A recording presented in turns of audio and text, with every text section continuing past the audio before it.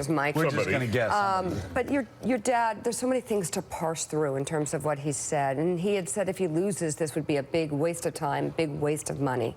Is that what he really believes? You know, I don't know. I mean, there's an element of it. It is a lot of energy, you know, that has been put into this, and you know, we want to try to change this. And if you know a candidate with the other side, the other track record, that corruption, all the things we're reading about, if we elect that person and say, hey, that's all okay, I think it does send a terrible message to our children. I think it sends a terrible message to the political class that, hey, as long as you get to that elite status, you can do these things and there's no accountability.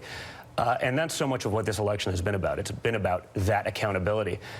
And there is a different standard. And, you know, regardless of what happens with the email situation, I don't think that anyone watching right now, anyone in this room, would ever believe that if they did the things that Hillary Clinton did with those emails, if they sent classified documents to their maid to be printed, that we would say, hey, it's incredibly reckless, but that's okay.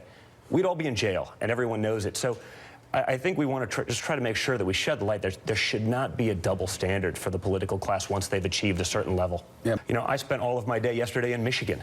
You know, I was in New Mexico the other day.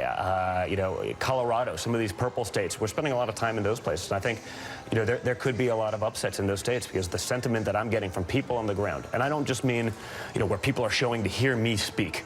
I mean at the gas station where no one knows that we're going to be there, and they're coming up and saying, you guys are doing great, keep it up.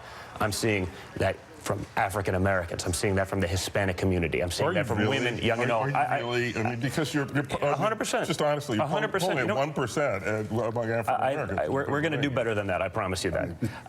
You know, it's just that's the narrative that's out there. But that's precisely it. And by the way, some of those people will come up to me and say, "You guys are doing a really good job," sort of in a whisper.